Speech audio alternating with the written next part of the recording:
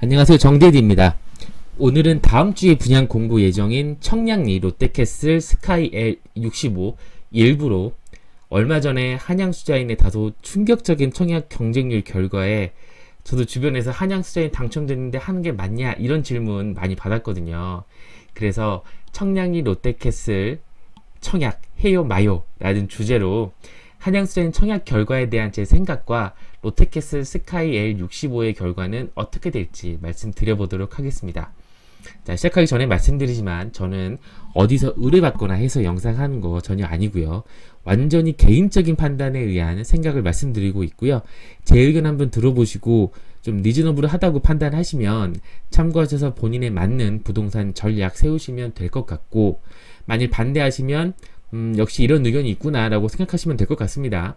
저는 청량리의 이해관계에 전혀 없고요.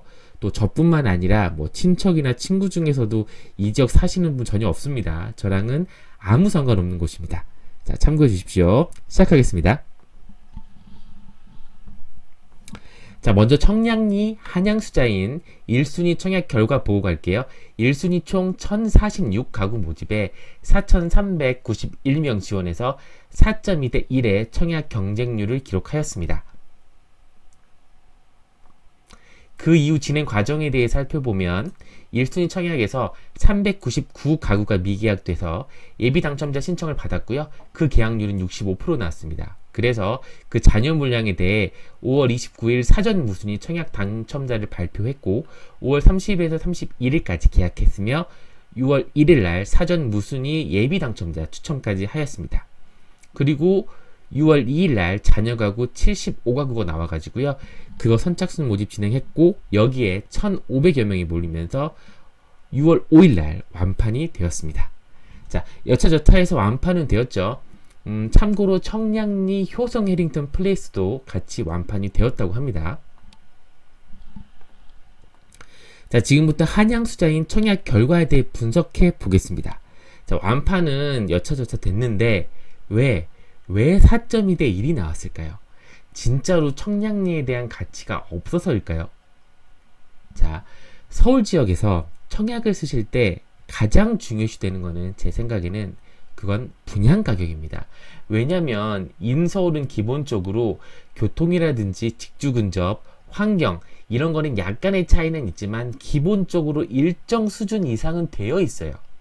그래서 가장 중요한 요소는 분양가수밖에 없고요. 분양가는 크게 내 여력과 가치에 의해 나뉩니다. 무슨 말이냐면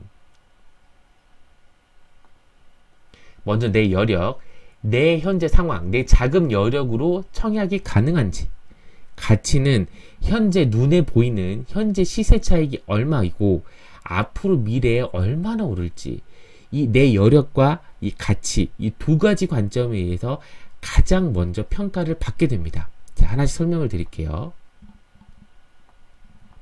자, 1번. 내 자금 여력으로 가능한지 부분은 한양수자인의 경우에는 9억이라는 기준점과 무주택자 위주의 청약제도 개편이 중요한 요소였던 것 같습니다. 한양수자인은 일부 저층을 제외하고 9억 초가 분양가로 나왔고 9억 초과는 중도금 대출을 허구가 보증을 안 해주죠.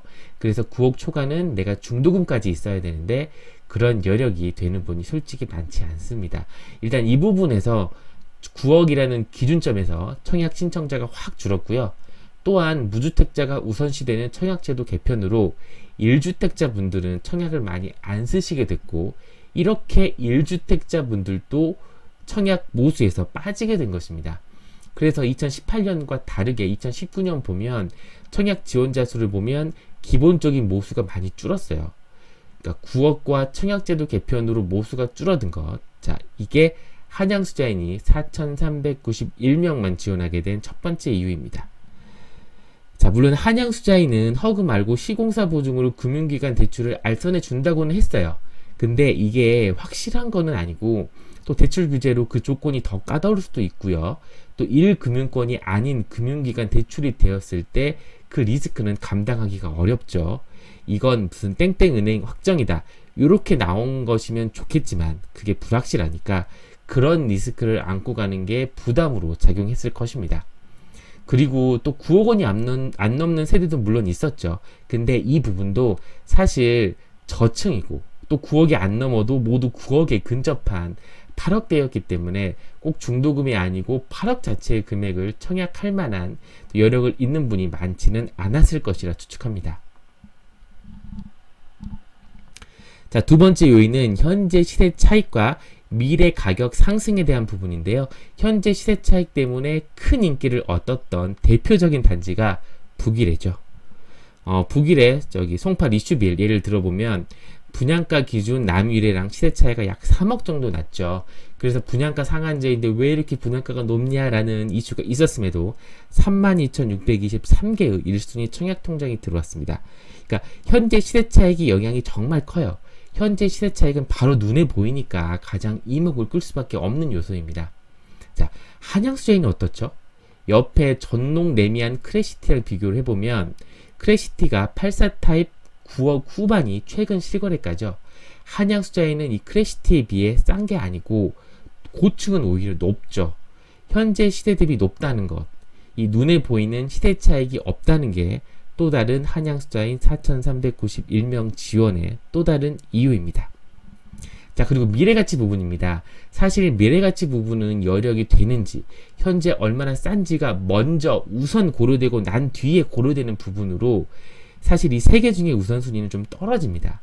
그래서 우선순위 앞쪽인 내 여력과 현재 가치 부분에서 이미 모수가 작아져 버렸기 때문에 한양수자인은 청량리에 엄청난 교통개발 호재를 얻었지만 4,391명만의 지원자를 받은 것입니다. 자, 하지만 이것은 그 뒤에 무순위 청약과 선착순 모집에서 완판이 됨으로써 미래 가치가 있다는 것을 증명받은 것인데요. 무순위 청약이 약 14,376명이 몰렸고 마지막 선착순에서도 1,500명이 몰렸다는 것은 현재 시세 대비 싸지 않다는 점보다는 미래에 투자할 가치가 있다고 판단한 사람이 1만 명 이상 있었던 것이고요. 또 무주택자 우선의 청약제도로 인한 모수의 한계성을 무순위 청약과 선착순 분양을 통해 모수를 늘리면서 극복한 것이라고 판단합니다. 자, 요약하면 청량리 한양수자인 4,391명 지원은 먼저 8억, 9억 이상의 가격에 대한 감당 가능한 수요층의 규모와 또 무주택자 우선의 청약제도로 인한 모수의 축소, 또 현재 주변 시세 대비 싸지 않은 분양 가격으로 인한 일부 수요층의 이탈이 원인이며 이런 한정된 청약제도 하에서만 시장을 보지 말고 현재 가격적인 메리트가 없는 상황에서도 이 미래가치만을 보고 지원한 무순위 청약 14,376명과 선착순 1,500명까지 이렇게 시장을 넓게 봐야 한다라고 정리하겠습니다. 좀 사담인데요. 부동산 전문가이신 최상욱 의원님 아시죠? 그분 생각하시는 것들이 조금 논리적으로 명확해서 제가 개인적으로도 좋아하는 분인데요. 그 최상욱 의원이 한 말 중에 인상 깊은 말이 뭐냐면 부동산 시장은 정말 합리적으로 움직인다고 합니다. 최상욱 의원의 이론인 그 부동산 4분명 그거 아시죠? 공시가격 6억 원 이하 이상 그거 뭐 4개로 설명하시면서 요새 뭐는 떨어지고 뭐는 오르고 그거요. 어쨌든 그거 이야기하시면서 시장은 정확하게 상황에 맞춰가며 가장 합리적으로 움직인다고 했는데요. 저는 이 말에 기본적으로 동의하고 한양수자인도 마찬가지라고 봅니다. 자, 어떻게 움직이냐면 청약 제도나 대출 규제로 인해서 청약 가능군이 적어져서 그리고 현재 시세 차익이 안 나서 기본적으로 모수가 준 거고 그래서 4,391명만 1순위 지원을 한 거고 자, 그 청약 제도를 벗어난 시장인 그 벗어난 판인 무순위 청약이나 선착순 분양에서는 그 모수가 확보되었고 그 확보된 모수로 인해 완판까지 되었다. 자, 이렇게 시장은 상황에 따라 가장 합리적으로 움직이고요. 한양수자인도 그에 따라 그 시장에 맞는 청약 결과를 보인 것으로 판단합니다. 자, 지금부터는 롯데캐슬 1순위 청약 결과는 어떻게 될 것이냐에 대해 말씀드릴게요. 자, 한양수자인과 롯데캐슬을 비교를 해보겠습니다. 무순위 청약, 선착순 분양 다 떠나서 1순위만 놓고 볼게요. 자, 먼저 한양수자인과 롯데캐슬 L65는 기본적으로 학군이라든지 환경이라든지 가격 등은 다 비슷합니다. 그러니까 평균 평당가도 한양수자인 2,570, 롯데캐슬은 2,600이죠. 차이점을 보면, 자, 일단 브랜드 어떨까요? 한양수자인과 롯데 승, 교통. 뭐 둘 다 비슷하지만 그래도 여기서 더 가깝고, 롯데는 또 청량리역 광장이랑 연결도 되죠. 교통도 롯데 승. 자, 랜드마크나 지역의 대표 상징성. 요것도 어떨까요? 요것도 롯데 승입니다. 이렇게 롯데 승. 자, 그래서 한양수자인이 롯데보다 나은 게 뭔가 있을까 생각해봤는데, 구조 정도일 것 같아요. 그러니까 평면이 아직 공고를 통해 공식적으로 공개되진 않았는데 미리 좀 본 결과 제가 보기에는 한양수자인이 구조는 조금 더 낫습니다. 그런데 사실 이건 개인의 취향이고 롯데캐슬이 더 좋다고 하시는 분들도 있을 겁니다. 그래서 구조는 어떻게 보면 보편적인 강점은 아니죠. 자, 그리고 또 한양수자인이 롯데캐슬보다 좀 낫다고 말해봄직한 거는 청약제도가 5월에 바뀐 게 있죠. 예비 당첨자 500% 확대입니다. 요것도 제 영상 찍어둔 거 있으니 참고하시고요. 어쨌든 이게 500%가 롯데캐슬은 적용이 되어서 유주택자는 더 청약되기가 힘들어진다고 생각할 수 있습니다. 자, 그런데 사실 이것도 500%를 예비를 더 뽑는다고 1주택자가 500% 뽑으니까 포기하지 이럴 분들이 많을까요? 어차피 떨어져도 그만인데 기존의 한양수자인 경쟁률도 낮아서 가능성이 있을 수 있다고 판단하시는 분들이 있을 텐데 500% 예비 당첨 때문에 안 해 이러는 분들 많지는 않을 것으로 보입니다. 그래서 이건 한양수자인 이겼다고 볼 수는 없을 것 같아요. 자, 결론은 한양수자인보다 롯데가 월등합니다. 그러니까 스펙만 보면 차이가 크게 안 날 수 있지만 사실 롯데캐슬이랑 한양수자인은 차이가 엄청납니다.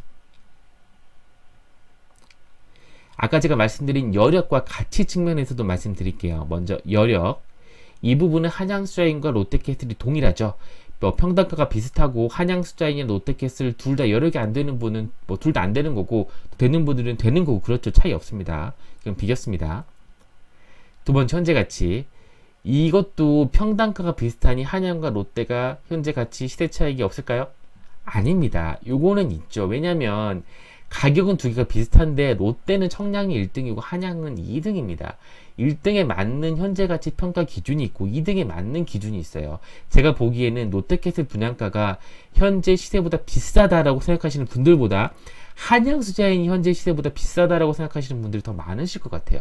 그리고 한양수자인보다 롯데캐슬이 평균 평단가가 겨우 30만원 높은 거죠.